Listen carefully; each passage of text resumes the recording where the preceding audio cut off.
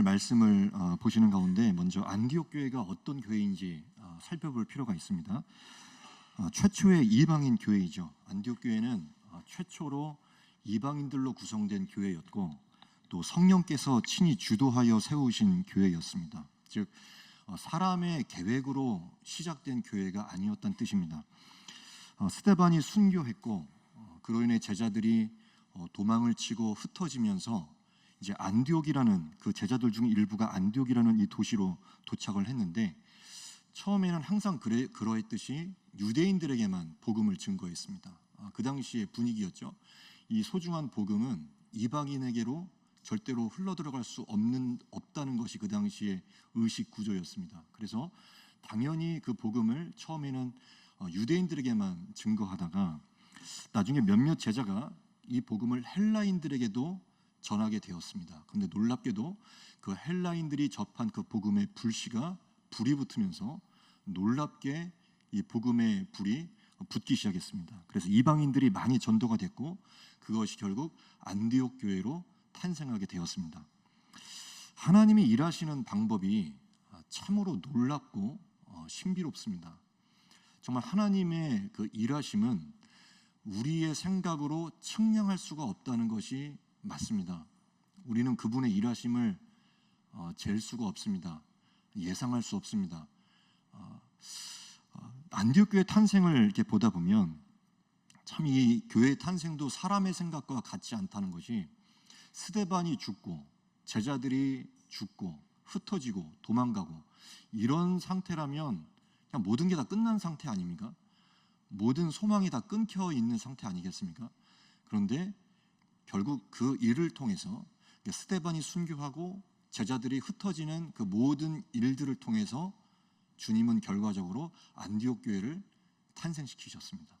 그래서 안디옥 교회를 통해서 또 많은 영혼들이 구원을 받고 그 교회가 부흥을 하고 있었습니다. 그것이 바로 안디옥 교회입니다.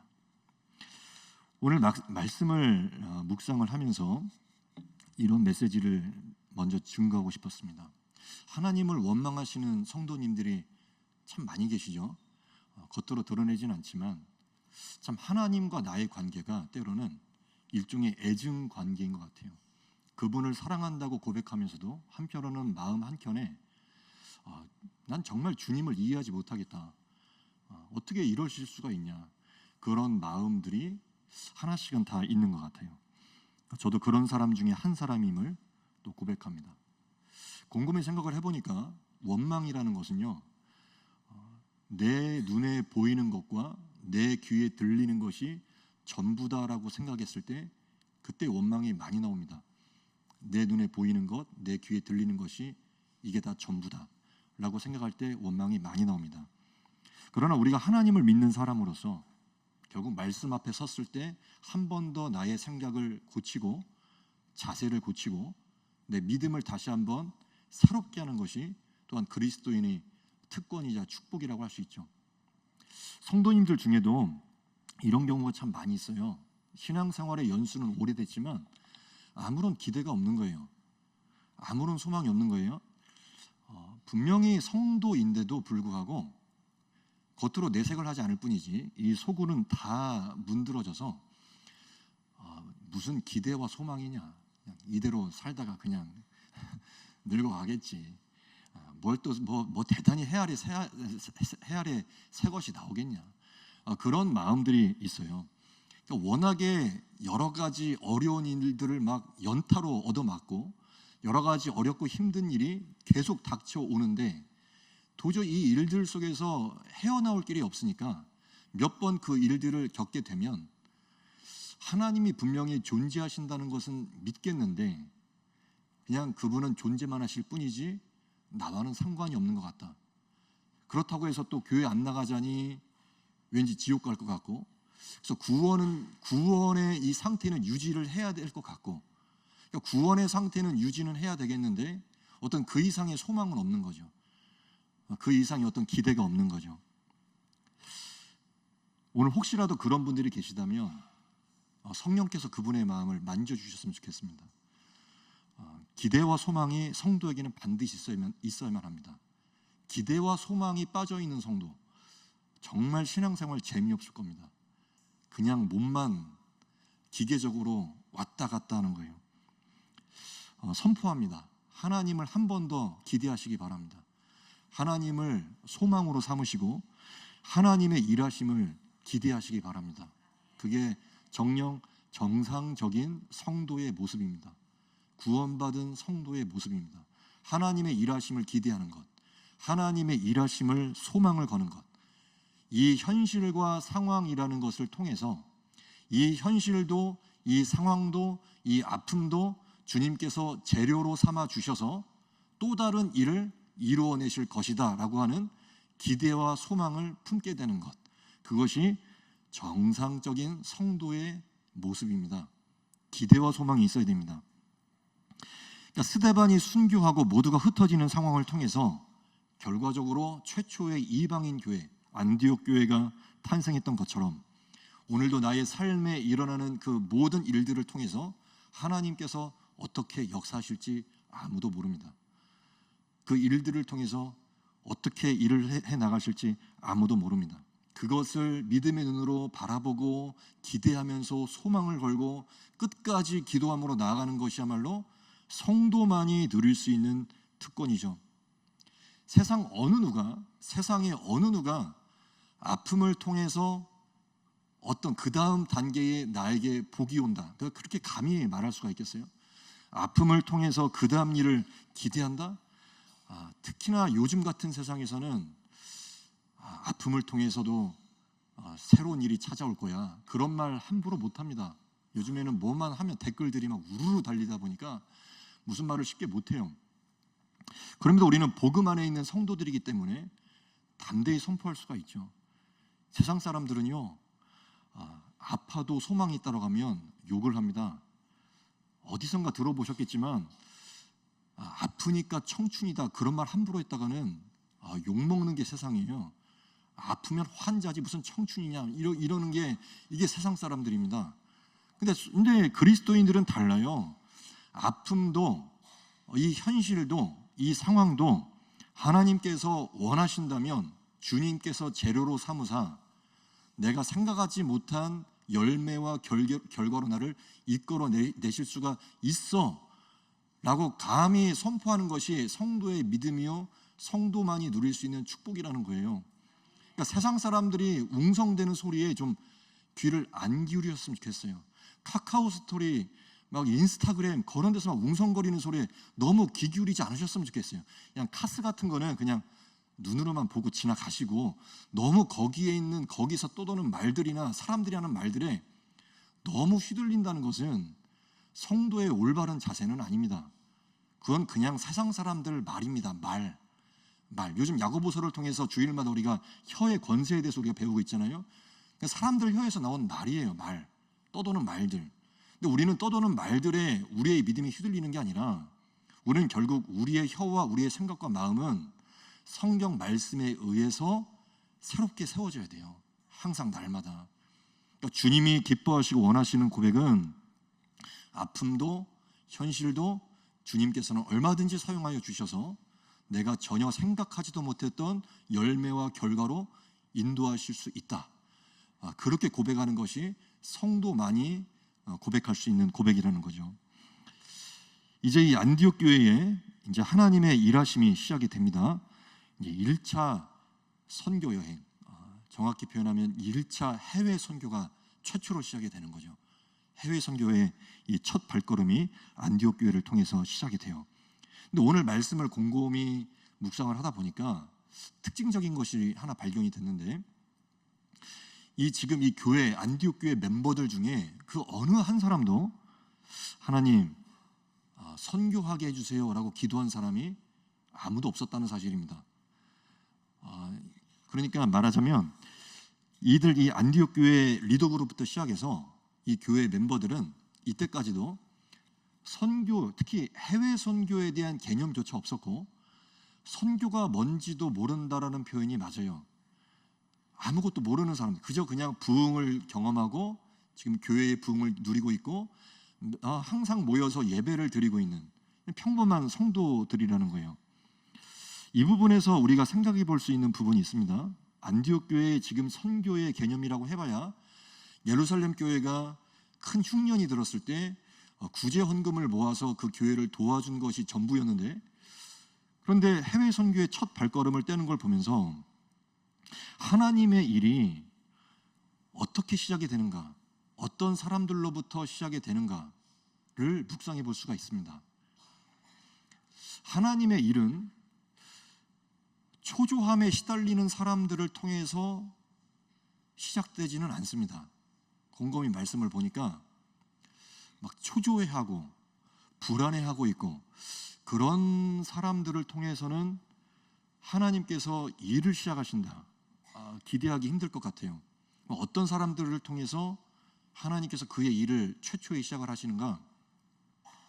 세상 말로 표현하면은 느긋해 있는 사람, 마음에, 우리로 표현하면 마음에 평강이 있는 사람, 항상 그러했듯이 오늘도 잠잠히 주님 바라보면서 예배 드리고 있는 성도, 항상 그러했듯이 잠잠한 마음으로 주님을 바라보면서 기도하고 있는 성도, 그 성도를 통해서 주님의 일이 시작될 가능성이 굉장히 높습니다. 자, 2절 말씀을 한 번 더 읽어볼까요? 2절 말씀을 한번 읽어보겠습니다. 자, 시작. 주를 섬겨 금식할 때에 성령이 이르시되 내가 불러 시키는 일을 위하여 바나바와 사울을 따로 세우라 하시니. 지금 이 2절에 나와 있는 것은 안디옥 교회의 소위 리더 그룹입니다. 바나바, 시므온, 루기오, 마나인, 사울, 이렇게 리더 그룹이 있었어요. 근데 이들이 주를 섬겨 금식할 때 성령의 음성이 들렸습니다. 내가 시킬 일이 있다, 이런 음성이 들렸어요.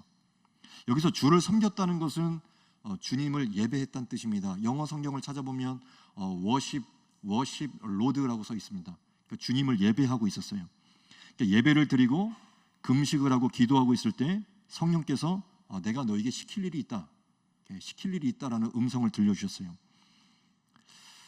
오늘도 이 한 번의 예배를 정말로 소중하게 여기시면 좋겠습니다. 이 예배가 정말 신비로운 시간이고 정말 세상에서는 볼 수 없는 신비로운 장소입니다. 예배는 신비로운 시간이에요.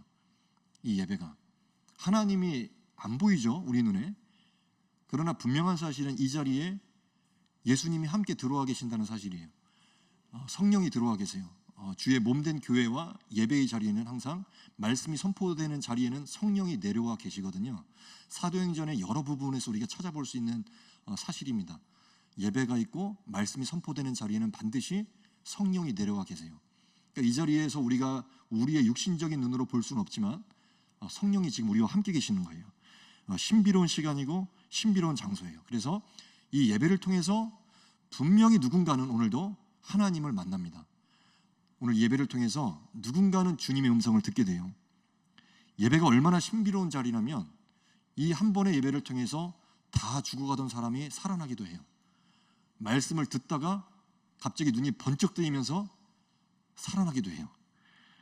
누군가는 오늘도 이 자리를 통해서 주의 음성을 듣게 돼 있고 전혀 지금까지 생각할 수 없었던 어떤 생각이 팍 떠오르기도 하고, 오늘 요즘에 월 토마다 부목사님을 통해서 잠언 말씀을 나누고 있는데 잠언에서 말씀하고 있는 지혜는 곧 예수 그리스도인데 지혜이신 예수 그리스도가 예배를 통해서 내 안에 들어오신다는 거죠.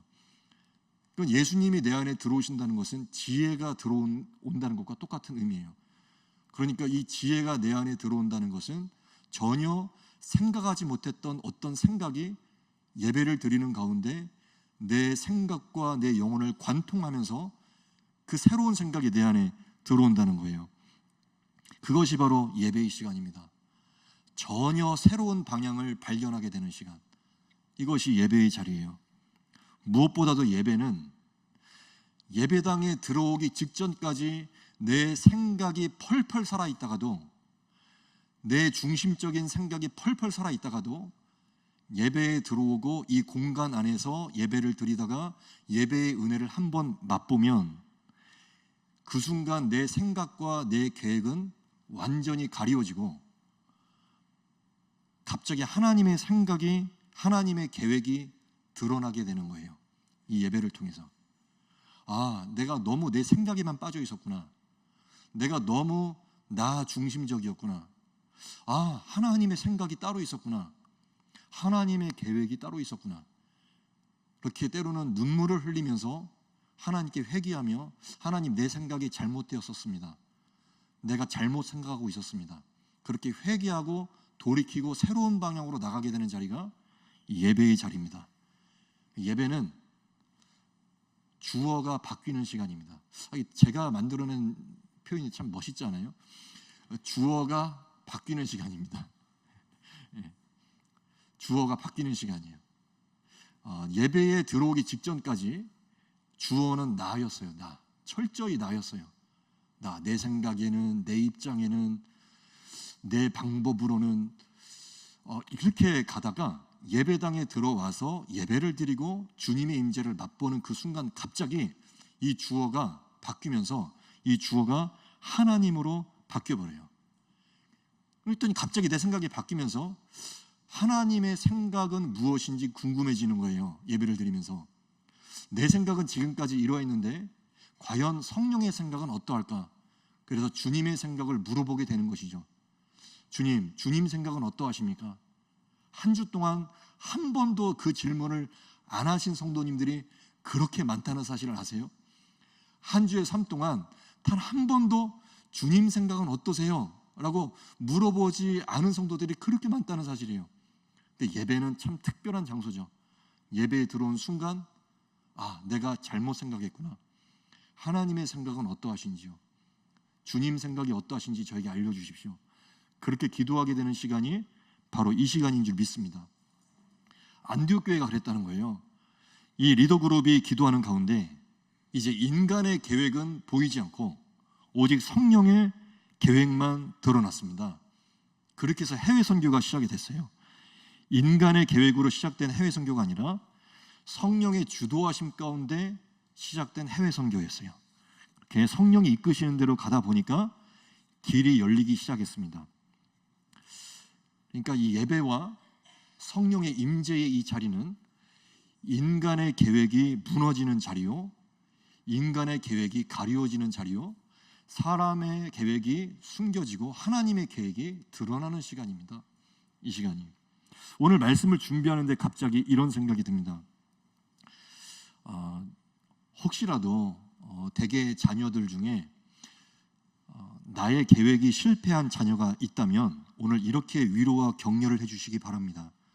그것도 못했냐라고 하지 마시고, 비록 너의 계획은 좌절이 되었지만 성령님이 너와 함께 하심으로 이제는 그분이 원하시는 대로 너를 이끌어 가실 것이다.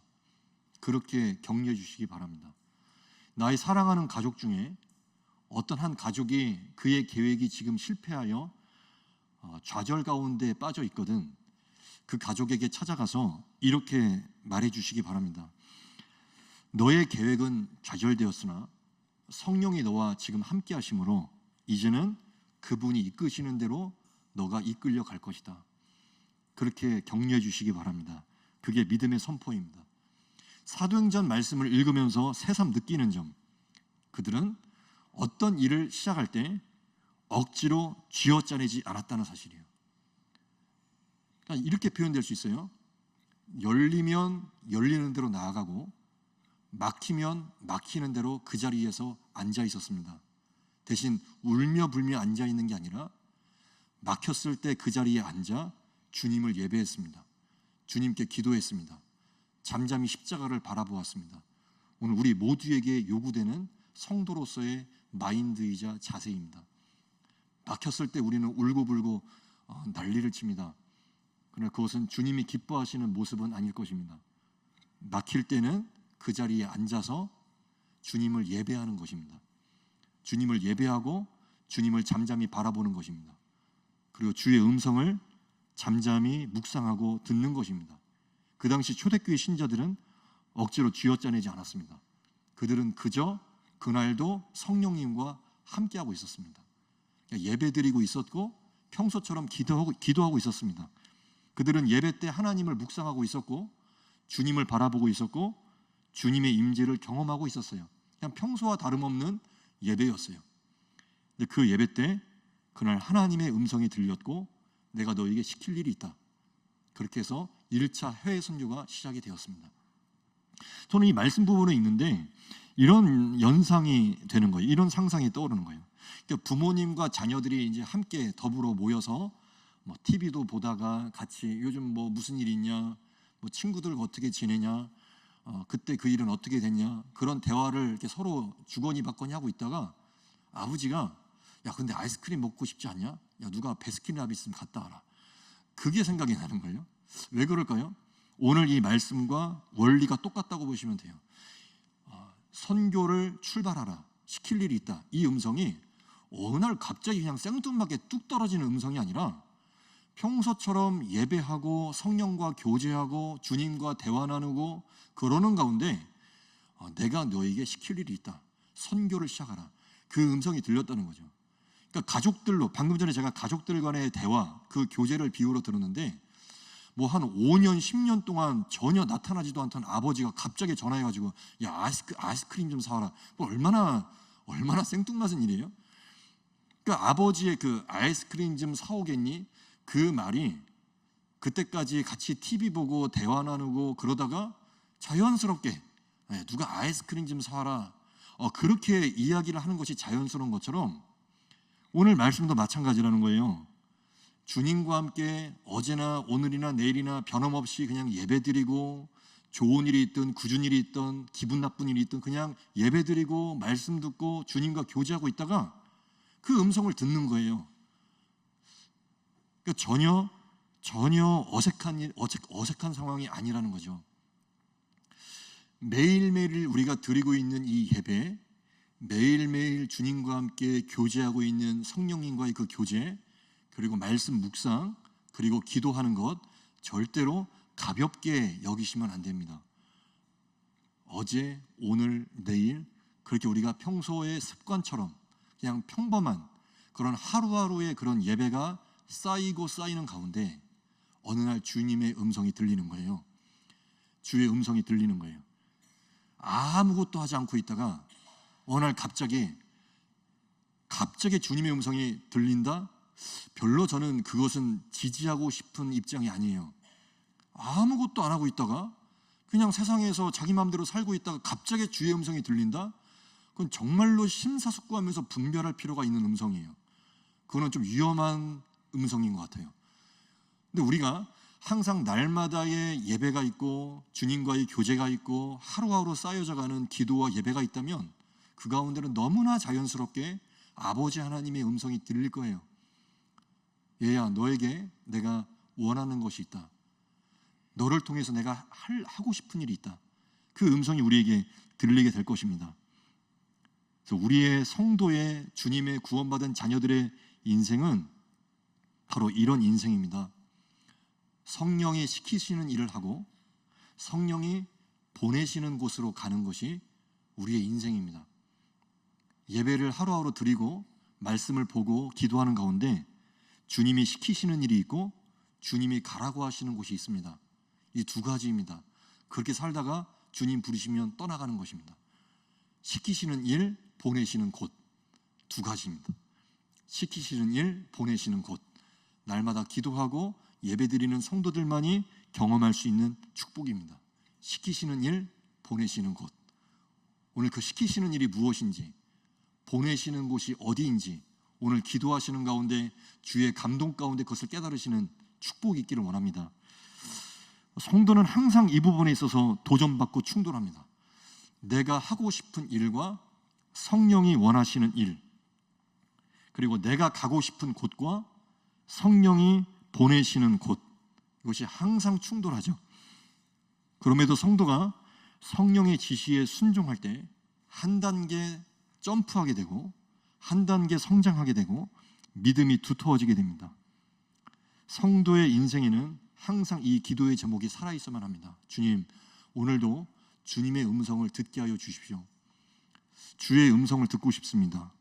그리고 성령께서 시키시는 일을 하게 하여 주십시오. 초조한 마음을 내려놓게 하여 주십시오.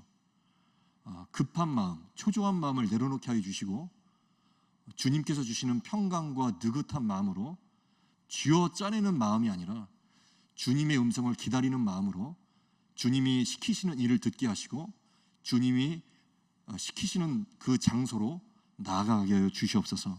그런 기도가 있어야만 해요. 그렇게 성령이 시키시는 일과 지시하시는 곳에 가는 우리의 인생인데, 이제 오늘 여기서 덧붙여서 우리가 정말로 이제 기도하는 가운데 성령의 인도하심을 따라 주님이 시키시는 일과 주님이 가라고 하시는 곳을 갔을 때 이제 벌어지는 일들이 있어요.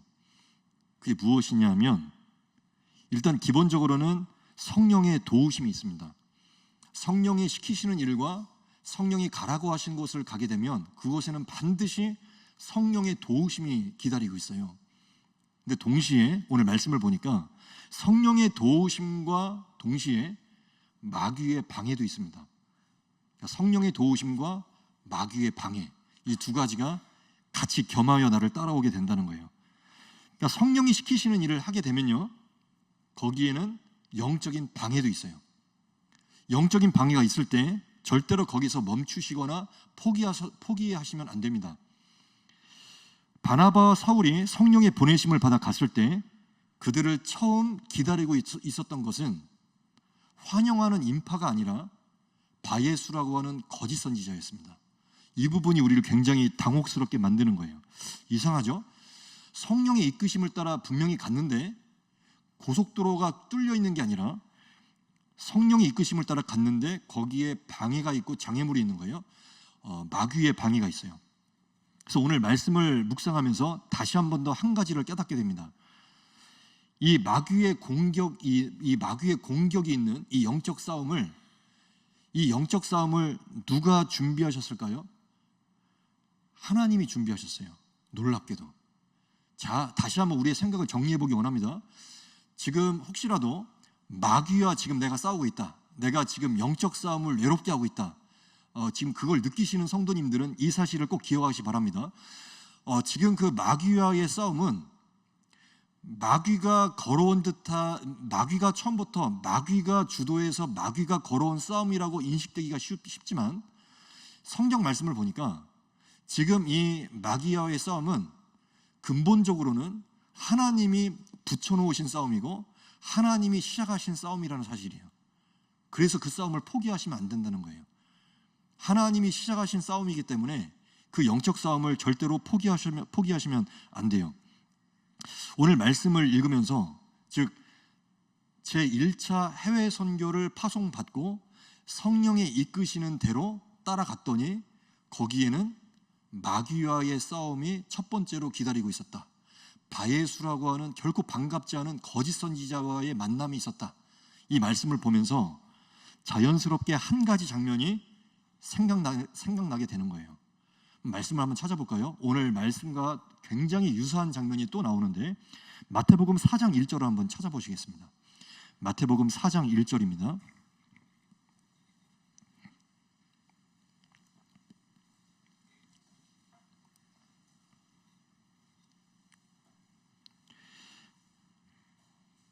마태복음 4장 1절 말씀 한 목소리로 읽어보겠습니다. 시작. 그때에 예수께서 성령에게 이끌리어 마귀에게 시험을 받으러 광야로 가사. 너무 비슷한 거예요. 분명히 예수님이 성령에게 이끌리셨죠. 성령에게 이끌리어서 첫 만남이 누구와의 만남이었습니까? 마귀였어요. 굉장히 우리에게 주시는 이 깨달음이 아주 큽니다. 성령에게 이끌려 갔는데 첫 번째 마주하게 되는 것은 마귀의 방해였고 마귀와의 영적 전투였어요. 영적 싸움이었어요. 오늘 말씀도 똑같죠. 분명히 성령의 이끌리심을 따라서 바울과 바나바가 성령의 보내심을 따라 갔는데 1차 그 선교 여행지에서 가장 첫 번째로 대면하게 됐던 것은 거짓 선지자, 그 뒤에서 조종하고 있는 마귀였어요. 영적 싸움. 그리고 그 영적 싸움에서 승리하고 나니까 복음은 더욱더 뜨겁게 타오르게 되었습니다. 이것이 하나님의 일하시는 방식입니다. 우리 성도님들께서 특히 지금 영적 싸움 가운데 놓여 있고 특별히 나 혼자 싸우고 있어요 라고 하는 성도님들이 계시다면 그 싸움은 결코 여러분들을 망하게 하시고자 하는 싸움이 아니라 오히려 여러분의 영적 상태를 한 단계 끌어올리고, 더 나아가서 한 사람의 인생을 끌어올리고, 더 나아가서 내가 있는 그곳을 주님께서 기뻐하시는 수준으로 끌어올리기 위하신 하나님의 의도와 목적이 숨겨져 있는 싸움임을 깨달으시기 바랍니다. 영적인 눈이 확 떠져야 돼요. 왜 나는 맨날 이런 싸움만 해? 그러시면 안 돼요. 영적 싸움도 사명이 있는 거예요. 사명이에요. 결국 영적 싸움이 주님이 붙여놓으신 싸움이고 주님의 목적이 있는 싸움이에요. 그 싸움에서 그 마귀를 죽여야, 그 마귀를 진멸시켜야 그 다음 스텝이 수월해집니다. 내가 한번 그 싸움에서 이겨야 나와 함께하고 있는 가족들과 자녀들의 삶이 한결 더 수월해진다는 거예요. 그러니까 사명이죠. 사명이란 뭡니까? 사명이란 어떻게 표현이 될 수 있냐면, 누구 한 명은 죽어야 되는 게 사명이에요. 별로 반갑지 않은 표현이죠. 누구 한 명은 죽어야 돼요. 그게 사명이에요. 누구 한 명은 죽어서 하늘의 미랄로 땅에 떨어져 죽어야 그곳에서 많은 열매를 맺게 되는 거예요. 근데 만약 그 죽어야 되는 사명이 나에게 왔다면 반가우세요? 감사하세요? 아니면 싫으세요? 속으로만 대답하시기 바랍니다. 속으로만. 별로 반갑지 않으실 거예요. 왜 하필 죽으라는 요구를 나한테 하실까? 신앙의 신앙의 1대, 2대, 3대가 있다고 하잖아요. 누가 뭐라고 해도 신앙 1대가 진짜 힘들고, 신앙 2대와 3대는 1대에서 죽으신 그 선조들의 그 믿음의 희생 때문에 2대, 3대들은 열매를 따먹는 세대예요. 근데 만약 내가 믿음의 1대라면 아무도 주위에 나의 믿음을 이해해 주는 사람이 없고, 오늘도 홀로 나 혼자 이 영적 싸움을 홀로 치르고 있다면 정말로 실망하기가 쉽죠. 왜 하필이면 항상 나야? 왜 이 싸움을 나만 하고 있어야 돼? 그렇게 실망하기가 쉽죠. 그러나 그 싸움에는 하나님의 숨겨진 목적과 의도가 있었어요. 바예수라고 하는 이 거짓 선지자, 이 뒤에서 조종하고 있는 이 마귀를 진멸시켜야만이 그 다음 스텝이 수월해지는 거예요. 복음의 열매와 복음의 불길이 더욱더 뜨겁게 타오르게 되는 거예요. 결국 이 사명, 영적 싸움에 대한 이 사명을 바나바와 이 바울이 아주 멋지게 감당을 했을 때, 그리고 나서 이 마귀와의 싸움에서 승리했을 때 복음의 불길이 더욱더 뜨겁게 타오르게 되었습니다. 우리는 성령의 이끄심을 따라 살아가는 사람들입니다. 그러나 성령의 이끄심에는 반가운 내용들도 있지만 내 마음을 아프게 하거나 내 기대와 어긋나거나 인간적으로 너무나 싫어할 만한, 왜 하필이면 나지? 하기 싫은데? 라고 할 만한 내용이 항상 포함되어 있습니다. 성령의 이끄심, 마냥 멋있는 것만이 아닙니다. 정말로 성령의 이끌림을 받아 살아가고 있다면 그곳에는 때로는 승리와 환희가 있겠지만 때로는 어둠, 비난, 외로움, 고독, 아무도 알아주지 못함, 마귀와의 영적 싸움, 외로운 싸움이 기다리고 있을 수도 있습니다. 그럼에도 우리는 오늘도 예배드립니다. 외롭고 고독한 싸움을 하고 있지만 오늘도 예배를 드리고 있습니다. 이 예배드림이 일평생에 멈추지 않기를 바랍니다. 예배드리고 어제나 오늘이나 내일이나 끊임없이 변함없이 기도하시고, 예배드리고 기도하고 예배드리고 기도하다가 어느 날 성령의 음성을 들으실 때 주님이 가라라고 하시는 곳에 가고 시키시는 일을 하게 되고, 그래서 내가 있는 그곳에서 내가 죽고, 내가 하늘의 미랄로 떨어져서 내가 죽고, 그래서 많은 가족들과 내가 있는 곳에 그 많은 사람들이 새롭게 살아나고 주님을 인격적으로 만나게 되는 그 귀한 사명, 절대로 놓치지 마시기 바랍니다. 나에게는, 적어도 오늘 수요예배를 드리는 우리 모든 성도님께는 사명이 있다고 믿습니다. 적어도 수요 예배를 와서 드릴 정도라면, 수요 예배를 일주일간의 이 중간의 삶 가운데 그래도 이 피곤한 가운데 주님께 예배 드리겠다고 이렇게 피곤한 몸을 이끌고 수요 예배를 드리러 온 이 성도님들이라면 분명히 영적 싸움이 무엇인지를 아실 테고, 영적 싸움이 얼마나 외로운지를 아실 테고, 그리고 이 영적 싸움 가운데 하나님의 목적이 숨겨져 있는 것도 아실 거라 저는 생각합니다. 그렇게 알면서 멈추지 마시고 다시 한 번 더 믿음으로 무장하시는, 그래서 성령의 인도하심에 기꺼이 내 이 몸과 믿음을 내어 맡기시는 모든 성도님들 되시면 좋겠습니다. 그래서 영적 싸움까지 담대히 싸워 그 마귀를 진멸하시고 몰아내시는, 그런 승리하시는 모든 성도님들 되시기를 주님의 이름으로 축복합니다.